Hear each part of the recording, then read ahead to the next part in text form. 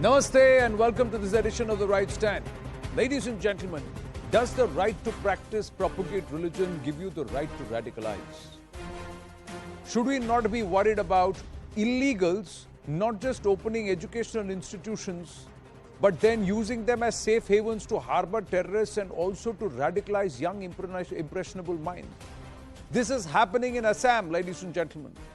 And that's the reason why the government of the day under the Chief Minister Himanta Biswa Sarma has decided to demolish, bulldoze a radicalization factory, bulldoze a hub for terrorists to not just enter our soil, but then from there, in a hub and spoke model, dissipate or infiltrate other parts of our country.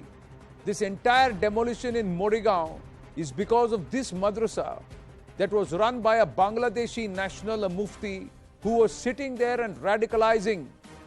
And not just radicalizing, he was also using that as a haven for terrorists.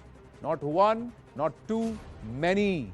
He has been under the radar of the NIA for a while, and he had links, that's the allegation, with the Ansarul Bangla, which is also very closely ideologically linked with the Al-Qaeda in the Indian subcontinent. They're all operating out of Bangladesh. What are these Bangladeshis doing illegally in our country?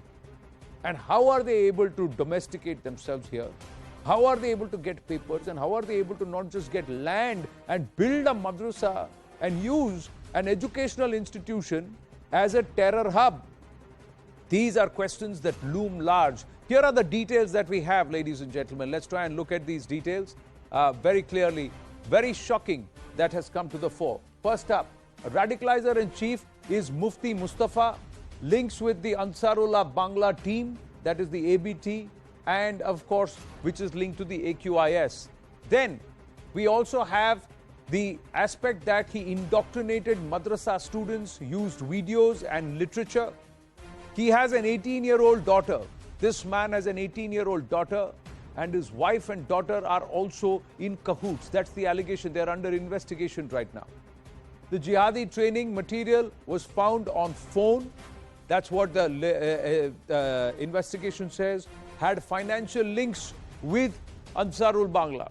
Huge amounts of money have come in from this outfit into this guy, this mufti. And the Jamul Madrasa is a big terror threat because it was used as a safe house for Ansarul Bangla team operatives. That's the information that we have. It was a hub of fundraising for anti-India operations and for terrorists. It was also giving terrorists a huge amount of cover. Now the Jamul Madrasa, big terrorists, it was disseminated. Anti-India propaganda is something which has been found there. Lots of literature which is quite incriminating was also found. Now, the funds have come from Bangladesh, deposited in madrasa accounts.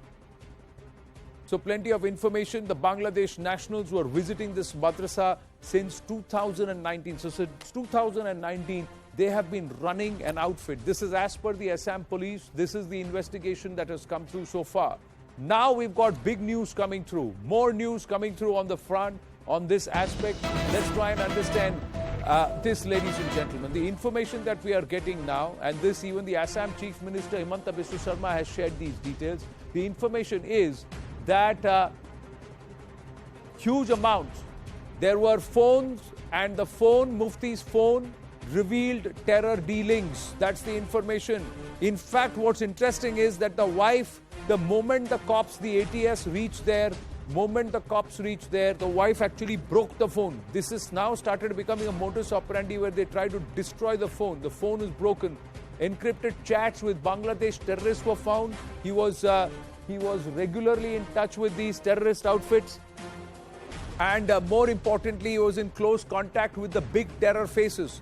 So multiple issues that are now coming to the fore, breaking on the right stand, that there are proof of money transactions for terror, and both the wife and the daughter, an 18-year-old daughter, are under scrutiny. He used high-tech communication software, so it was highly encrypted. This was the communication software that was used.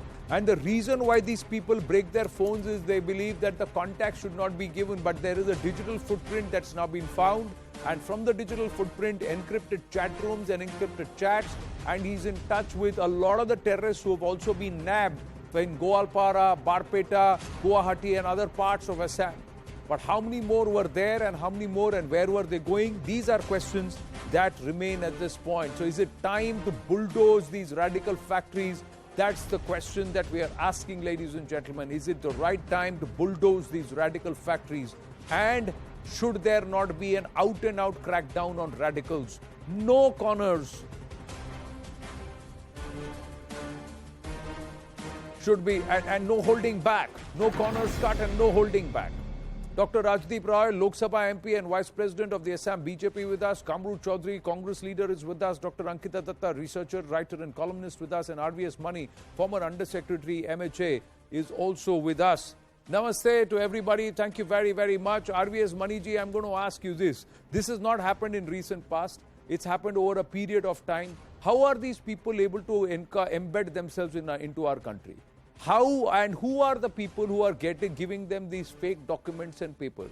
How are they able to localize and domesticate, acquire land, build illegal structures right under the very nose of the authorities?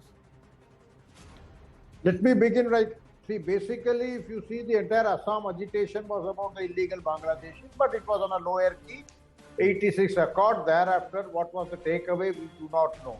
Of course, the NRC is one thing, against which a lot of agitation is there. But it is a fallout of 86 riot, and they later on, one couple called Buyan couple, they moved the Supreme Court to get it enforced, and even now there is a lot of resistance. That is one part of the story. Former Congress Chief Minister Gaurav, I log your memory back, even Gaurav, Tarun Gogoi had also flagged this. Former Congress Chief Minister had flagged this.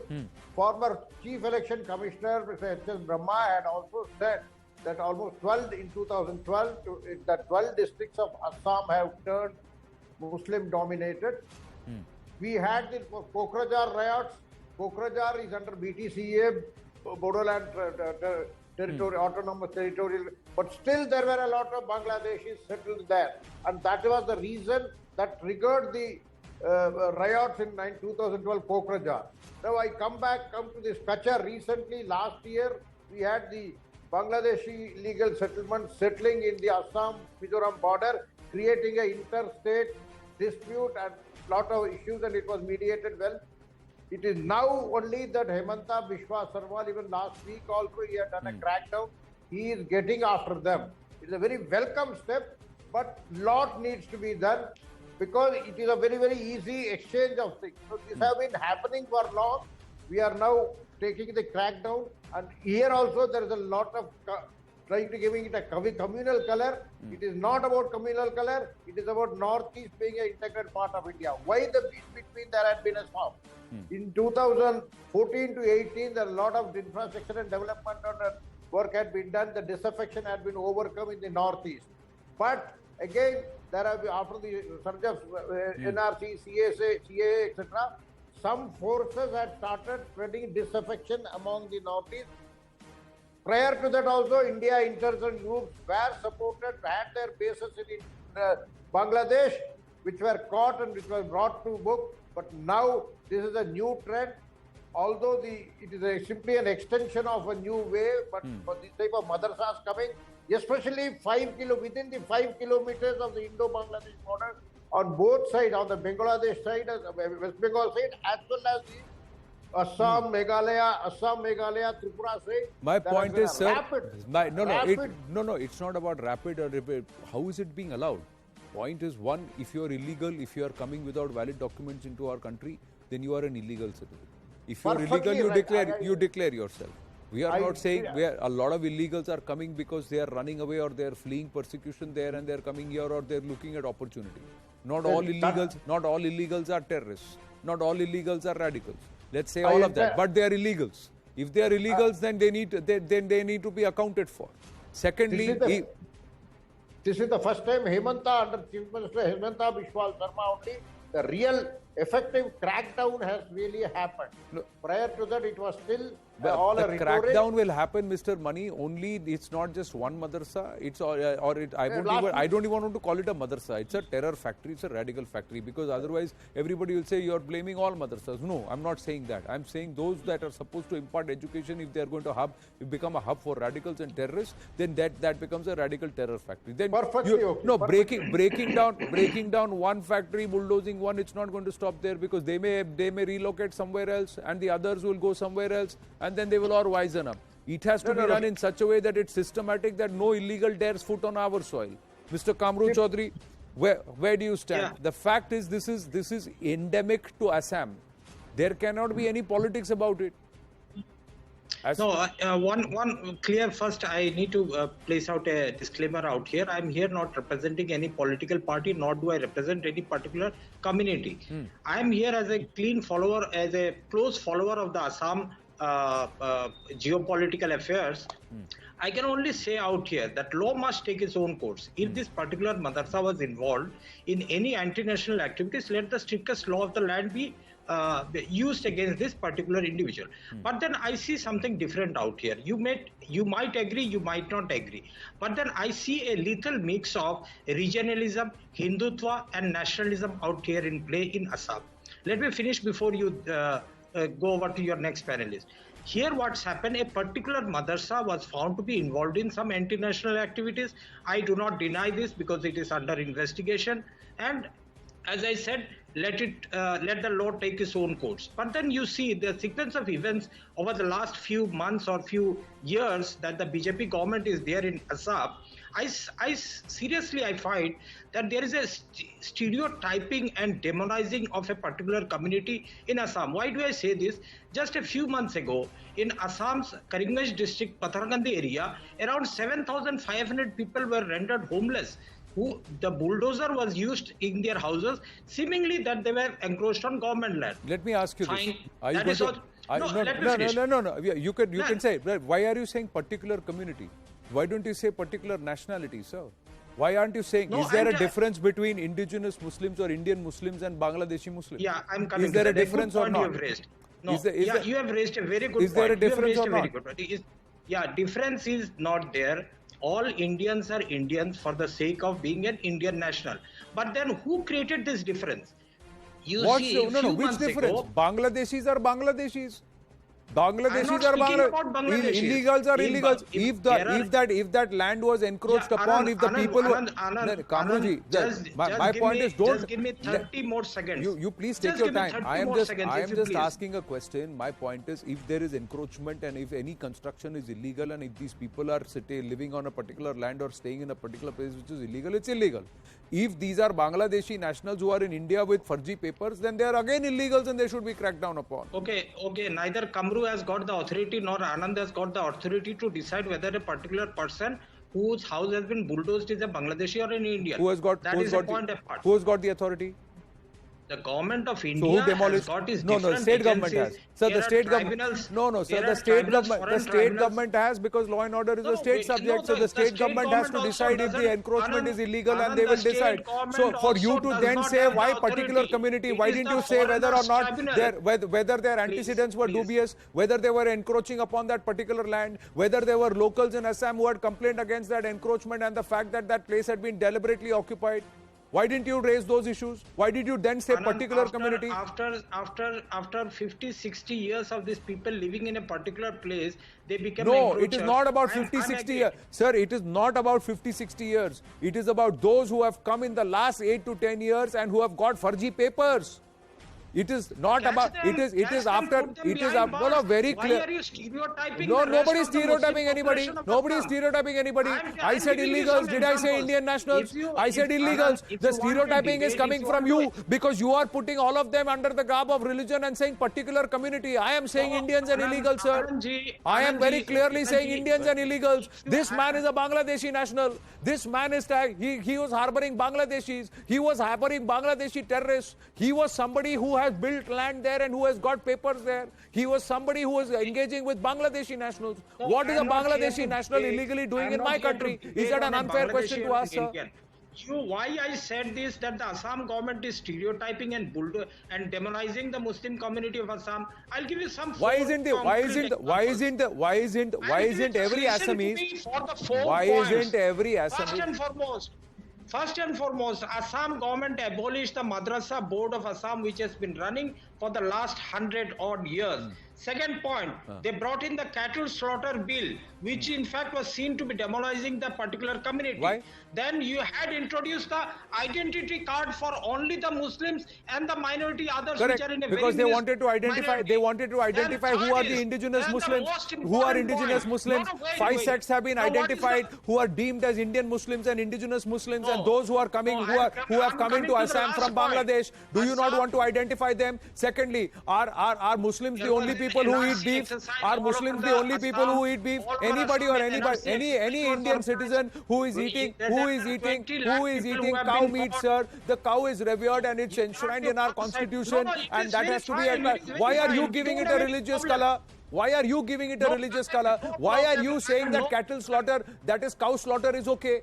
Why are you saying, you as an Indian citizen should say it is enshrined in our constitution that cow slaughter is not allowed as per our constitution? Why are you playing this card? You should not have invited me. If you want a healthy debate, let me cross also. I'm not talking only about the cattle slaughter bill. These are sequence of events that have been brought out here. My point, Mr. Kamru Chaudhary, is the fact that you enter, this is how you are stereotyping, sir. Mr. Chaudhary, Mr. Chaudhary, very respectfully, you are the one who's stereotyping.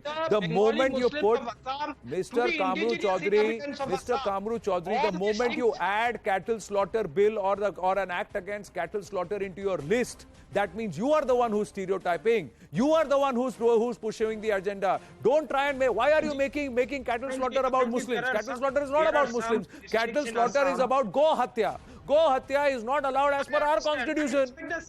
It's as straightforward. But then you cannot say that within a mandir, within a 5 kilometers of a mandir, that itself, the bill itself is communal. Why is that bill communal? Why is the bill communal? If you can sit here and argue that don't take out a Hindu procession outside a masjid because it interrupts their namaz.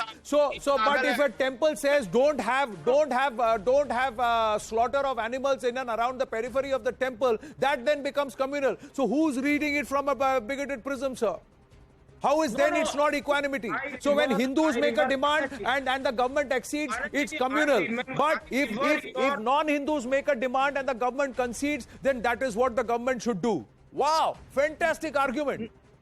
No, Anandji, that's exactly what you're saying, Mr. Chaudhary. Now let me go across to Dr. Rajdeep Roy. Dr. Rajdeep Roy. So 10 seconds point. 10 seconds. Okay, please, 10 more seconds. Since I have interrupted you many times. Yes. Already had more than 10 minutes of this. Yeah, Rajdeep ji, I'm sorry, sir. I'm coming to you. Please wait. Yeah. He wants 10 more seconds. If you want to demonize a particular community, then you are should the not one have who's demonizing. You are the one deliberately stereotyping. You are the one deliberately trying to draw parallels to what is supposed to be a law and order issue and how a state is supposed to be governed with equanimity, with no appeasement, absolute governance. Mr. Chaudhary, your 10 seconds are up. Dr. Rajdeep Roy, why after 6 years of the BJP in power is the first crackdown happening? These bulldozers should have been done long time back, because this is not the first and the only factory. There are many others which are illegal, which are encroached, which are occupied upon, and there are people who are living on Indian soil who are illegals in our country, and it all starts from Assam. Look, at the very outset, I would like to tell you that Mr. Kamru Chaudhary has an uninterrupted run. He has got the habit of sometimes interrupting. I would request him, please do not interrupt, let me speak. Number one. Number two is look, the Congress argument that we are demonizing the Muslims is absolutely not true. He, in his very first sentence, in his argument that he put forward today, he said that let law take its own course. But look, beside the point, what's happening in the National Herald case? They are not even letting the law take its own course. In one state, they are holding one position. In the other state, they are holding some other position. Coming back to Assam, the issue that has been raked up here is that the Muslims are being demonized. Now, if the Muslims were demonized, if the Muslims were victimized, why would just answer a simple question? Why would the Assam government admit those 43 students, young students who were studying in these madrasas, take them to the government schools and give them admission to the surrounding schools. Because Assam government had a good humanitarian approach to those 43 madrasa students, the government made it an effort to get them admitted.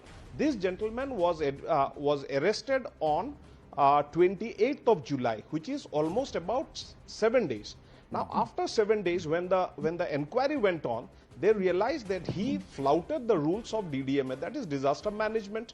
And when he did not get the permission to construct that madrasa which he was running illegally, the government took its action. Now, there are two issues in it. There is a legal action which will befall on him and his family because he has done illegal work. He has set up contacts with terrorists and terrorist operators from outside the border, and he was operating in Indian soil trying to radicalize those young minds which are at a very vulnerable age. Number two, he has made illegal construction within the area where he should not have, or rather he should have taken permission for any such construction. Number two. Number three is that government of Assam, this time, it is not the 6 years you are talking of and all. In 6 years, we have not done. We have actually done, we have been doing it systematically. Anyone who's illegal, anyone who's done illegal activity, we have closed the border. In the first 5 years, we have made all relevant activities to close the border. You must admit that Assam and Bangladesh shares a huge border area, and not all the border areas are land border. Much of it is riverine border. To monitor those riverine border, it is very difficult. But you can to monitor district-wise, taluka-wise, ward-wise. Dr. Roy, in Assam and especially in a state which there are five districts. I understand. District-wise, taluka-wise, border-wise, every 6 months you can get a population count and you can get a register made.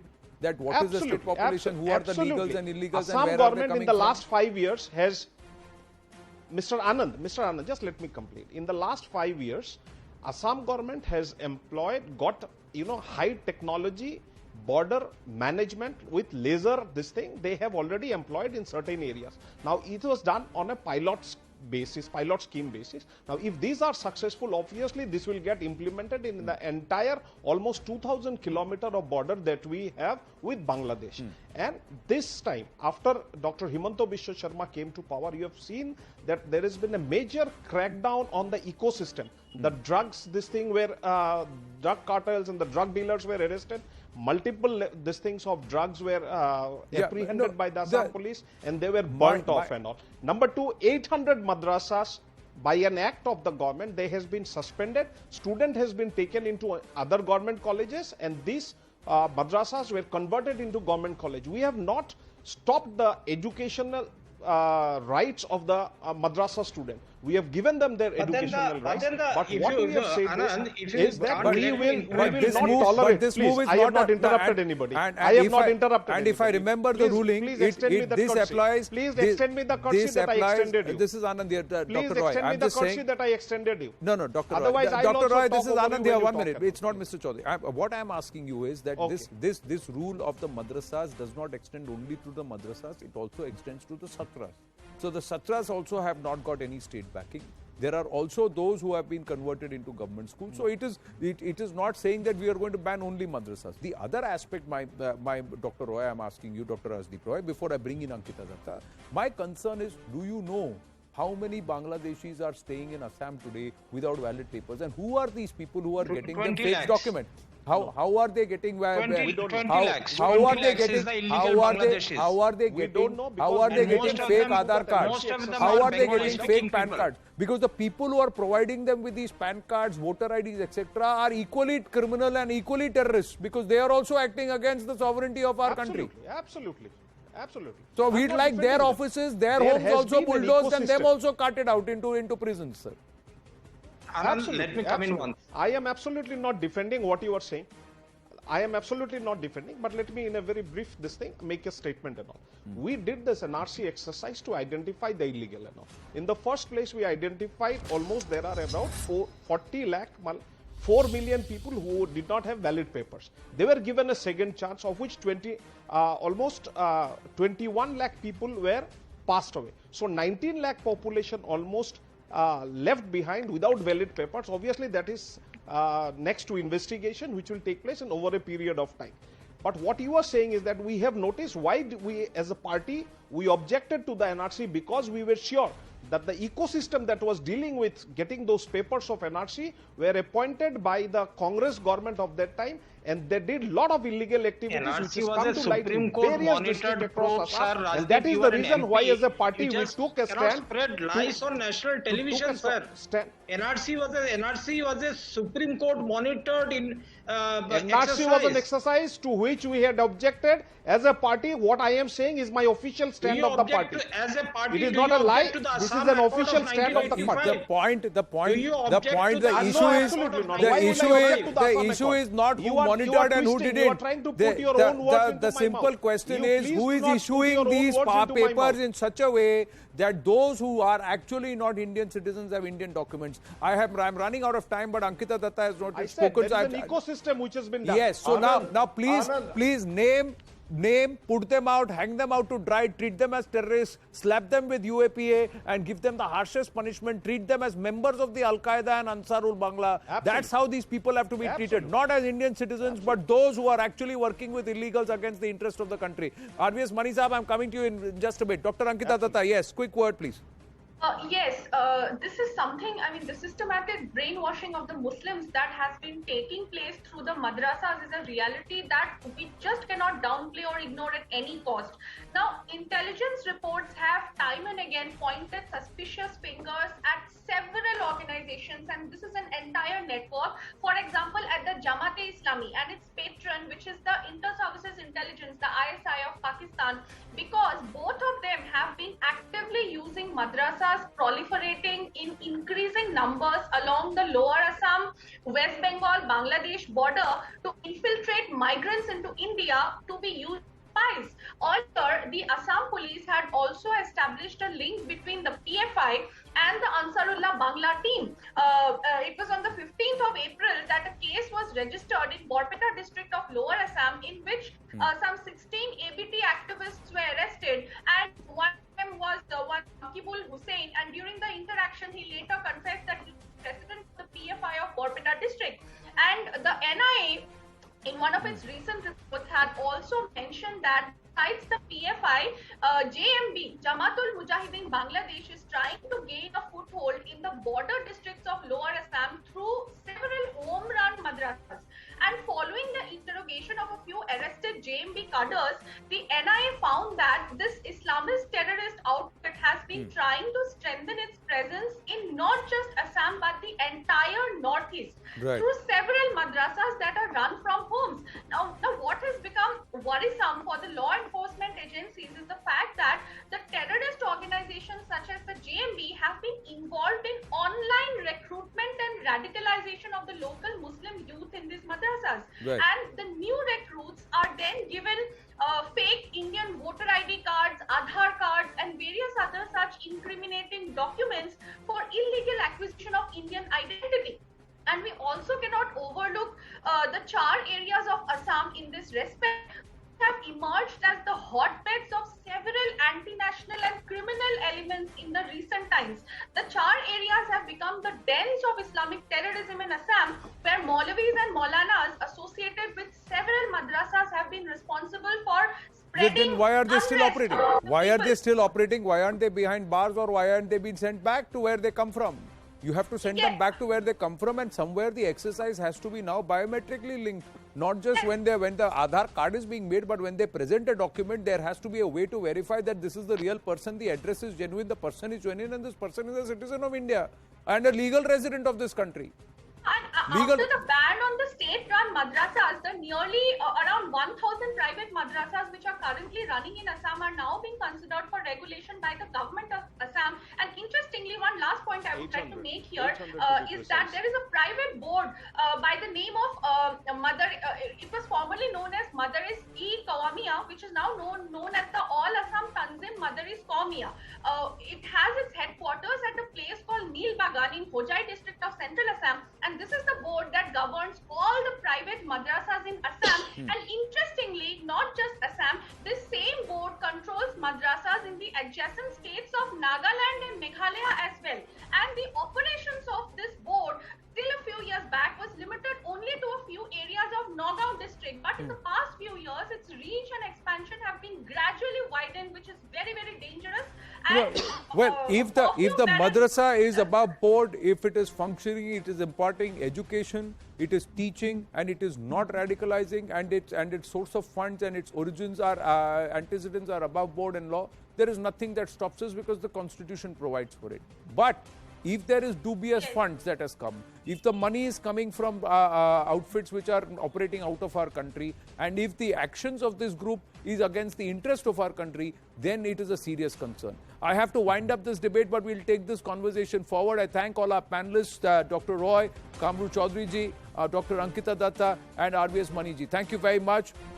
Moving on quickly to our other big exclusive story, ladies and gentlemen. It's a big exclusive here at CNN News 18 and on the right stand.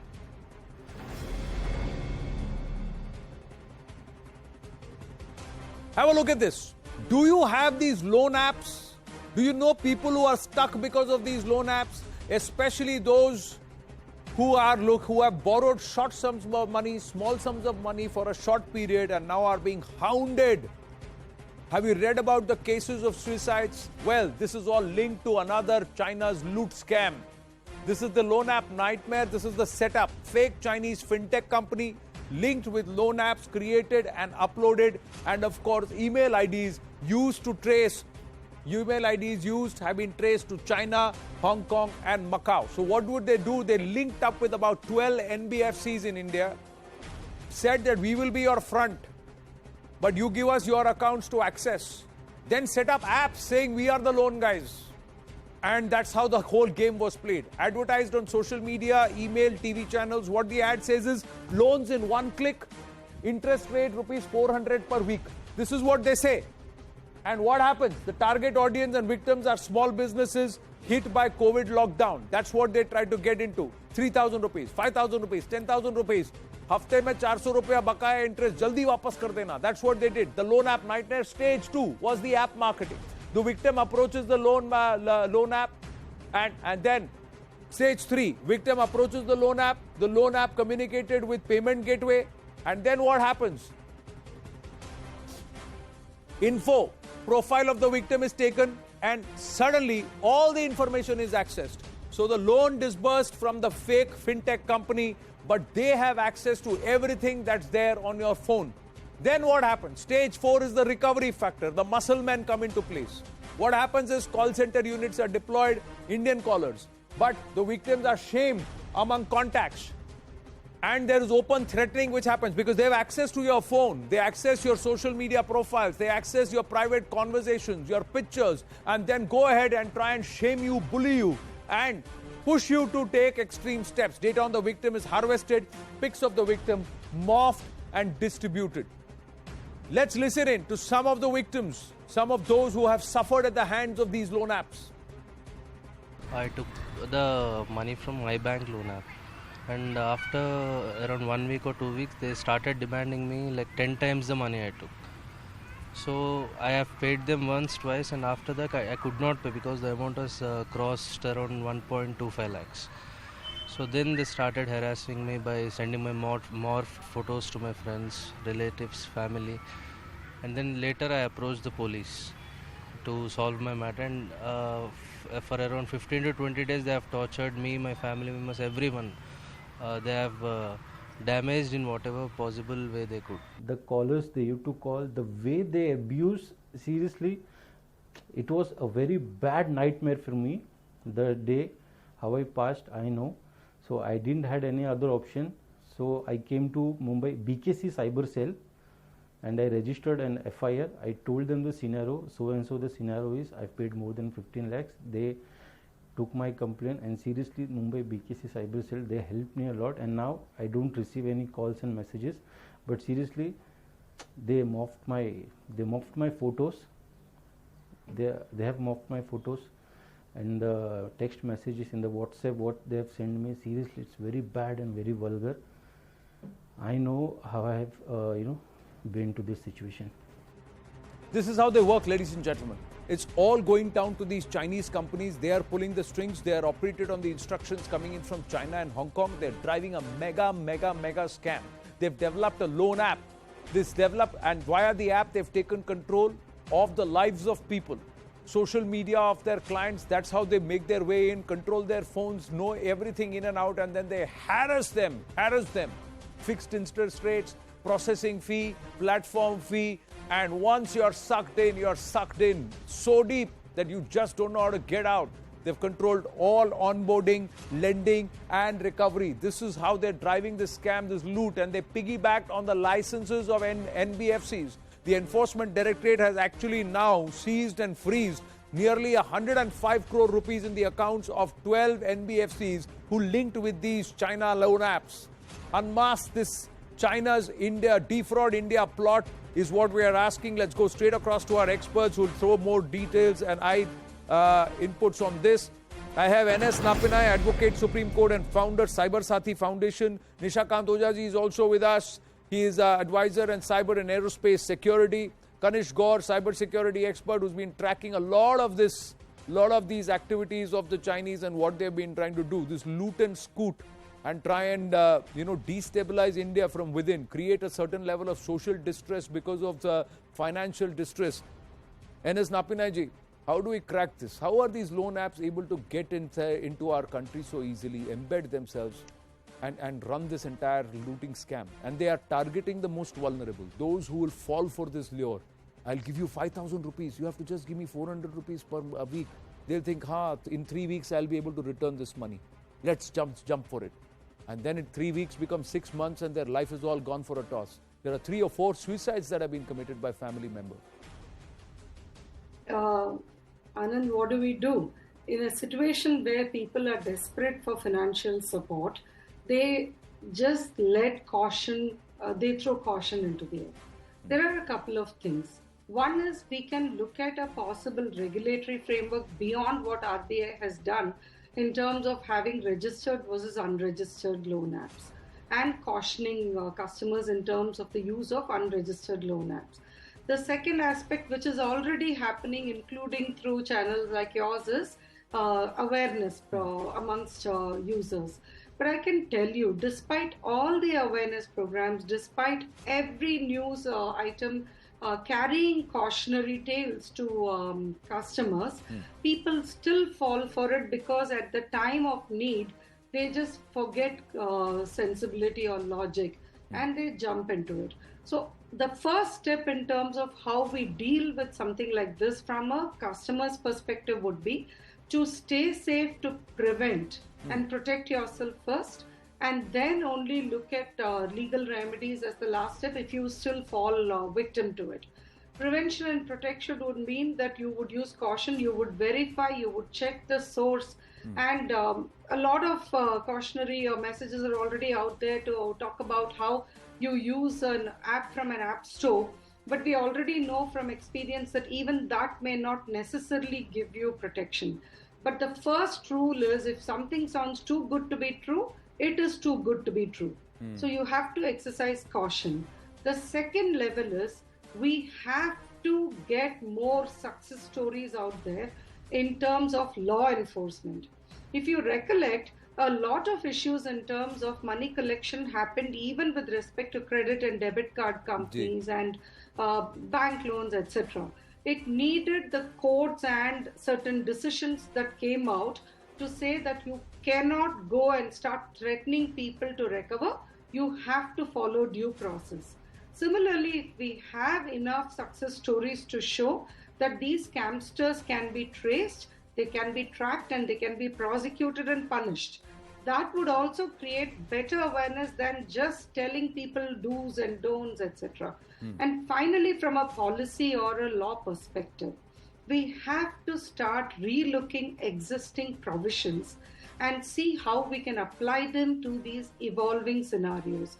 We have to understand that we don't have to wait for any new laws to come forward to take recourse against these kind of activities, such as morphed pictures being circulated, obscene content being circulated, etc. We had remedies even under the Indian Penal Code against all this, and now you have a specific remedy under the Information Technology Act.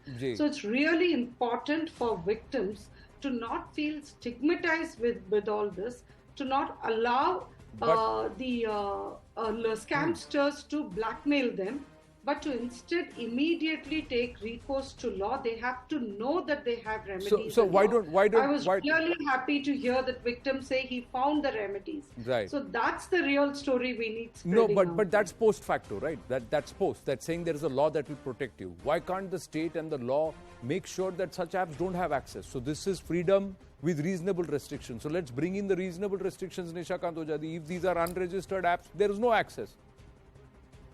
Yeah. Actually, see, Anand, this is when we talk about these kind of incident. So Beijing was always following these kind of strategies, and the China invasion was always well planned. Dummy Indians director was always used to incorporate. So it's not something like that. It is happening just in one day. So there are two ways what they are. First is there's a physical presence they want to create within the soil of India, and then do a kind of a wide labeling in preparation of these kind of apps.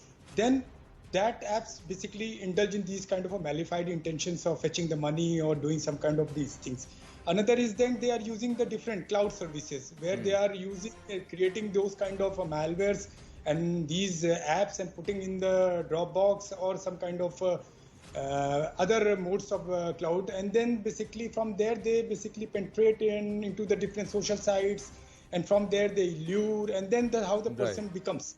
So it's I mean, when we talk about it's not like that these apps just came by themselves and we started using it.